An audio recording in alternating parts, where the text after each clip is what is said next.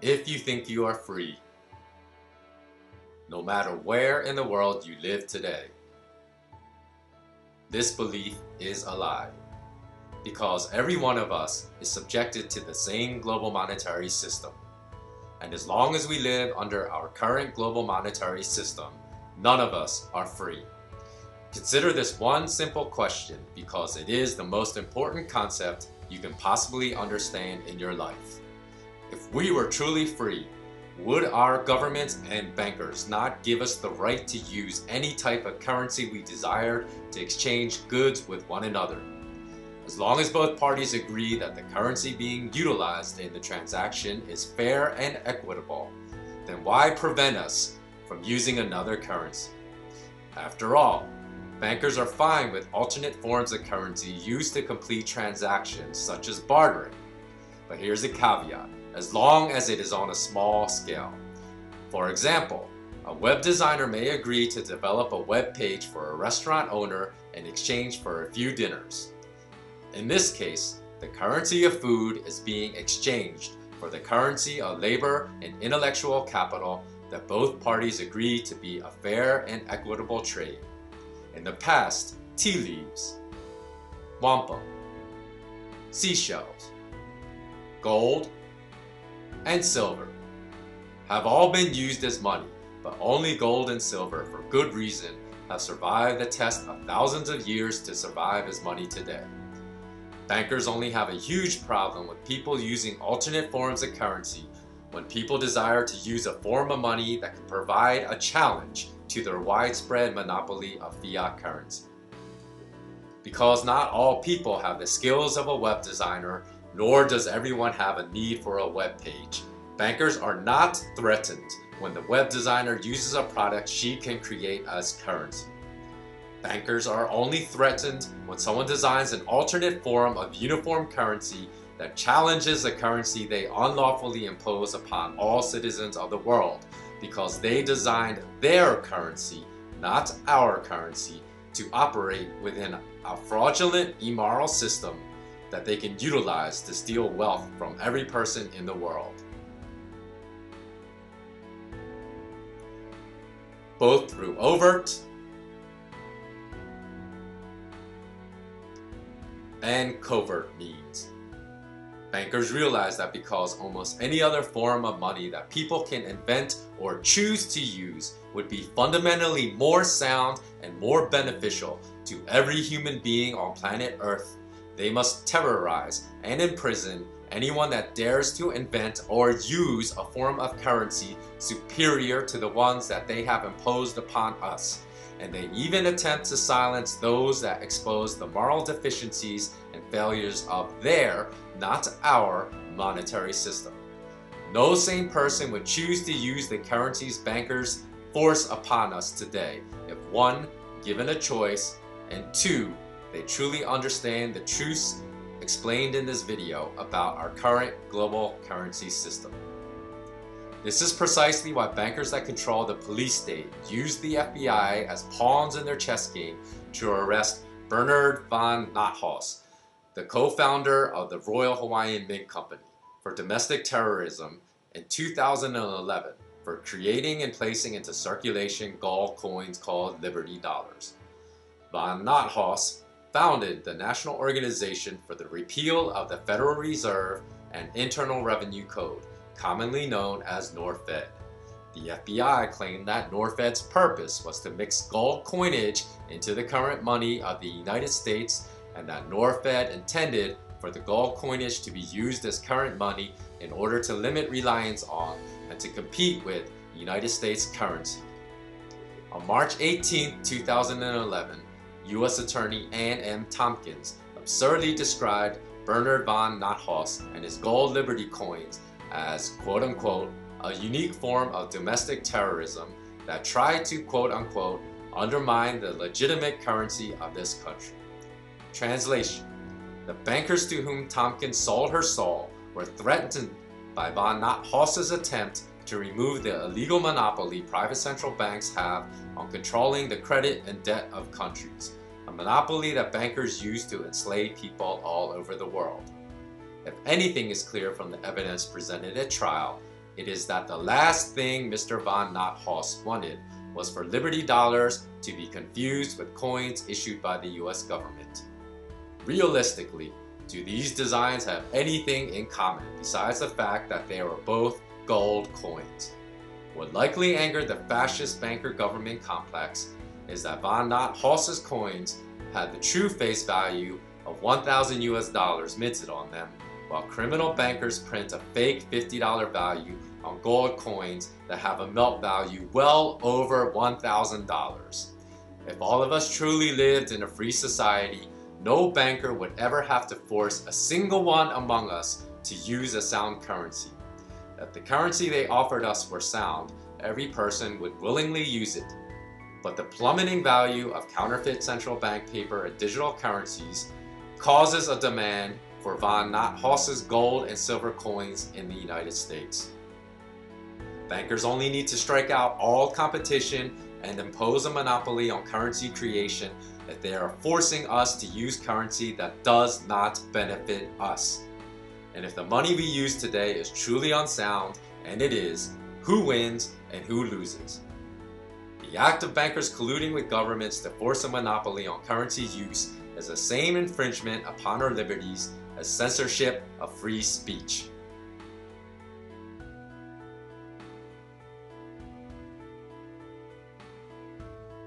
This horrible repression should be philosophically discussed in every classroom in every school in the world as something as terrible as the censorship of free speech.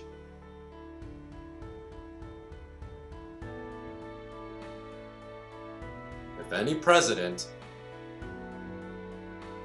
prime minister, Politburo, parliament, or Congress member censors any criticism of themselves, this censorship is a sure sign of the tyranny of that leader. Those that censor free speech are those that try to keep the truth from the people in their efforts to control and limit their freedom. The banker-controlled governments that censor money competition are those that are trying to keep real money from entering the economy in their efforts to control and limit the people's freedom. If you are a student, raise this point for discussion in classrooms around the world. Tyrants that censor free speech and that censor monetary competition have the exact same goals: to control, enslave, and ruin the people. People have been so brainwashed by banker propaganda today that they think one of the lowest risk assets in the world, gold, is highly risky, and consequently are the same brainwashed people that stand up and shout, "I will defend my right to free speech to my death," but at the same time lie down and allow bankers to stomp all over them by never speaking up against the banking fiat currency monopoly machine. Many of us think that because the US dollar is still, at this time, the world's reserve currency, though rapidly losing the status, that criminal bankers only impose a monopoly of unsound money on Americans. We would be heavily mistaken in making this assumption. Saddam Hussein was a tyrant in Iraq from the early 1970s and murdered thousands of Kurds in 1988.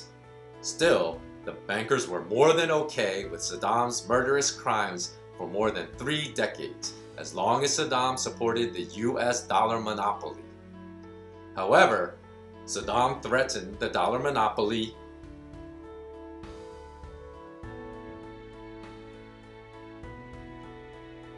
when he stated he would sell oil in euros in 2000 and cut out the US dollar. Shortly after, NATO forces invaded and toppled his presidency within 3 years, and within 6 years, killed him. Muammar Gaddafi had been officially and unofficially the leader of Libya since 1969. As long as he bowed down to the bankers' desire for US dollar supremacy in Africa, the bankers allowed Gaddafi to rule over Libya for more than 40 years, despite charges of tyranny during those 40 years. What changed? Gaddafi aggressively promoted the idea of the African Investment Bank in Libya and the African Monetary Fund in Cameroon that would unify Africa's monetary system under the Muslim gold dinar, thus ending the US dollar monopoly on the African continent for oil sales and other mineral resources, and rendering the World Bank, the IMF, and the Bank for International Settlements impotent in the African continent. Shortly after, NATO invaded Libya and killed Gaddafi. Of course, it didn't hurt that Libya had amassed at least 144 tons of gold that the bankers stole as well. The latest? In 2010, China and Russia announced a bilateral trade agreement to start trading in Russian rubles and Chinese yuan and to cut out the US dollar. In 2014, Russia and Iran announced a barter deal of $20 billion of Iranian oil for Russian goods, equipment, gold, rubles, and other currencies, but zero US dollars. Bankers immediately identified this threat against their dollar monopoly, called their pawns in the US government, and quote-unquote warned Russia and Iran against the possible oil barter deal.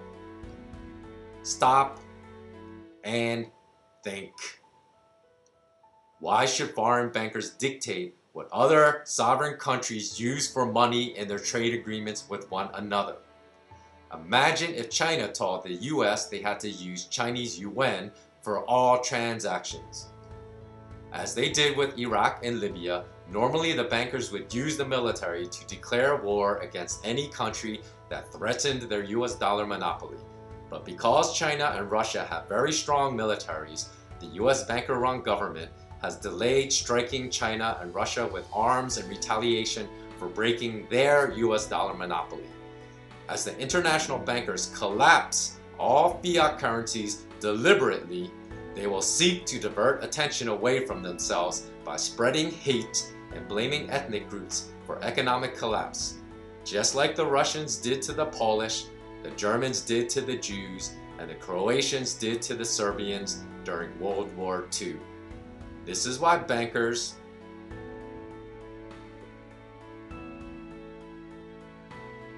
are currently whipping up fear and hate against Russia and China in retaliation for these countries threatening their global enslavement system. Please do not fall for these divide and conquer tactics. Knowledge is the anti-venom to the bankers' venomous web of deceit.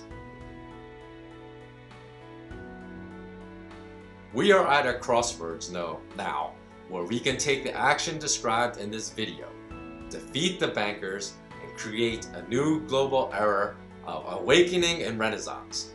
Or we can wallow in self-pity and defeat, let the bankers destroy everyone's livelihoods, and ensure that we and the next generation struggle in economic ruin and slavery. Let me be crystal clear. Which path the world goes down is entirely in our power and up to us. One final thought. People still ask, what about the Singaporean dollar? What about the Australian dollar? What about the euro? What about the pound sterling? Different pieces of colored cotton and plastic with different countries' names on them are no different than bricks of cocaine with different labels. Just as the differently labeled bricks identify the different drug cartels, the differently labeled fiat currencies identify the distributing private bank cartels. Just like the differently labeled cocaine bricks may vary slightly in purity, differently labeled fiat currencies may vary slightly in purchasing power. In the end, however, both the cocaine bricks and the pieces of paper offer only slight variations of one monopolized product with no significant differences. All fiat paper currencies and the one that the private US central bank tries to enforce upon the world, the US dollar, are part of the same monopoly system. The only difference is that the bankers that successfully force their branded monopoly money on the majority of the world wins the right to rig the price of major global markets and steal the most wealth from the world's citizens. If you understand a tiny portion of the message of this video, that without the freedom provided by monetary competition and choice, we are all nothing but slaves under the criminal boot of the banker.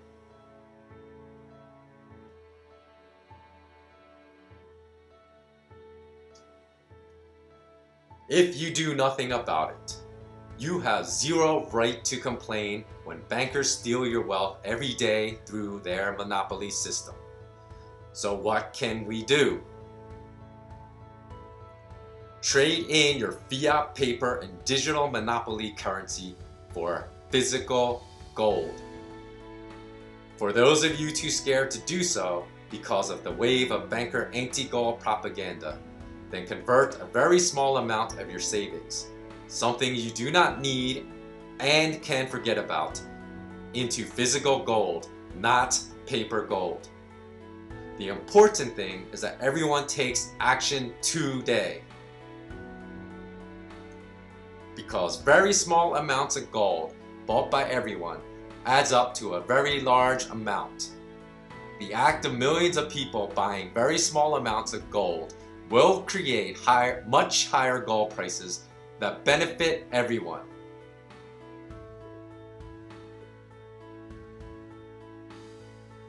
And that breaks the illicit banker monopoly on money. If you believe in this video's message, pass it on to everyone you know today.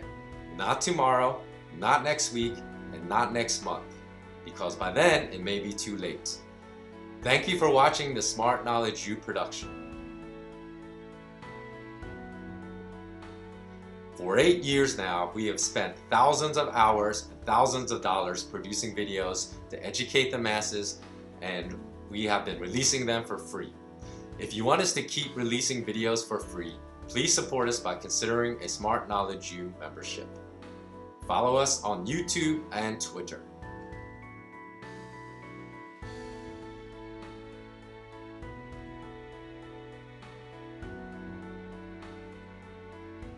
To learn about our subscription Smart Knowledge U memberships, click here to see more.